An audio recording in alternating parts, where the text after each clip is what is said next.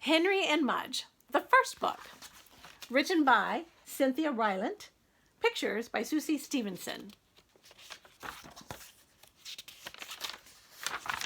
Henry. Henry had no brothers and no sisters. "I want a brother," he told his parents. "Sorry," they said. Henry had no friends on his street. "I want to live on a different street," he told his parents. "Sorry," they said. Henry had no pets at home. "I want to have a dog," he told his parents. "Sorry," they almost said. But first, they looked at their house with no brothers and sisters. Then they looked at their street with no children. Then they looked at Henry's face. Then they looked at each other. "Okay," they said. "I want to hug you," Henry told his parents, and he did. Mudge. Henry searched for a dog. "Not just any dog," said Henry. "Not a short one," he said. "Not a curly one," he said, "and no pointed ears." Then he found Mudge. Mudge had floppy ears, not pointed, and Mudge had straight fur, not curly. But Mudge was short.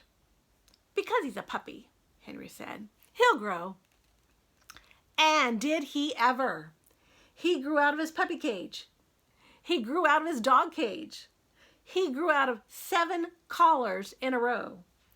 And when he finally stopped growing, he weighed over 180 pounds. He stood 3 feet tall, and he drooled. "I'm glad you're not short," Henry said. And Mudge licked him, then sat on him. Henry. Henry used to walk to school alone. When he walked, he used to worry about tornadoes, ghosts, biting dogs, and bullies. He walked as fast as he could. He looked straight ahead. He never looked back.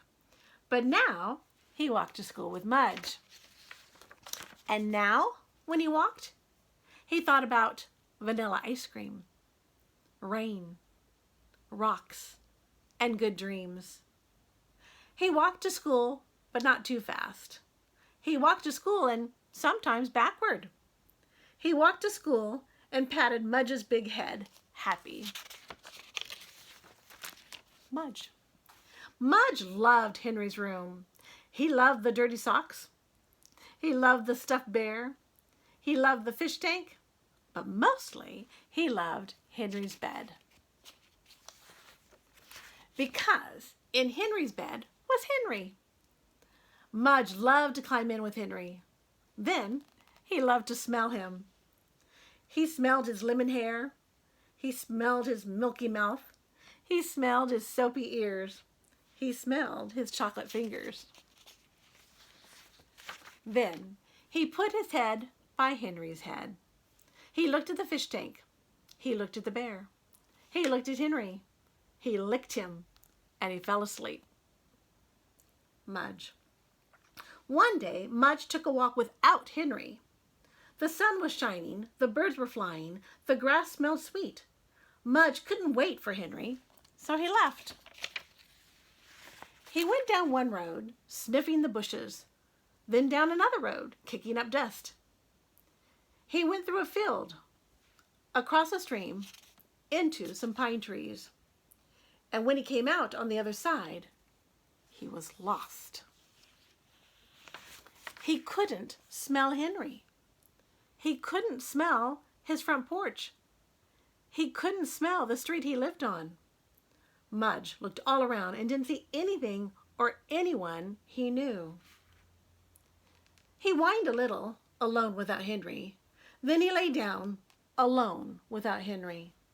He missed Henry's bed. Henry. Henry thought Mudge would be with him always. He thought Mudge made everything safe.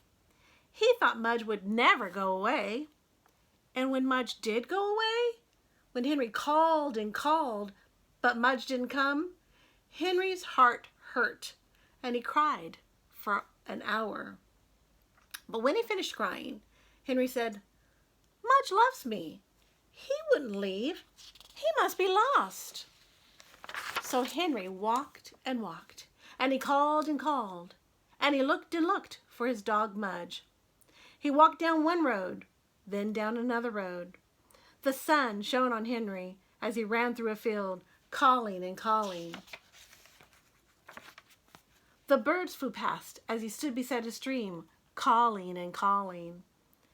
And the tears fell again as he looked at the empty pine trees for his lost dog.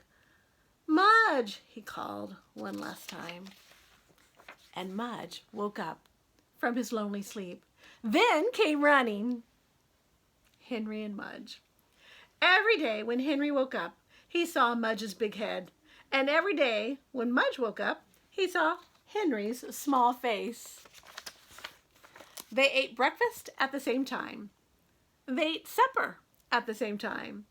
And when Henry was at school, Mudge just lay around and waited.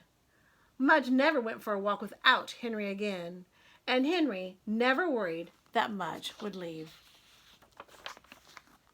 Because sometimes, in their dreams, they saw long, silent roads, big, wide fields, deep streams, and pine trees. In those dreams, Mudge was alone, and Henry was alone. So when Mudge woke up and knew Henry was with him, he remembered the dream and stayed closer.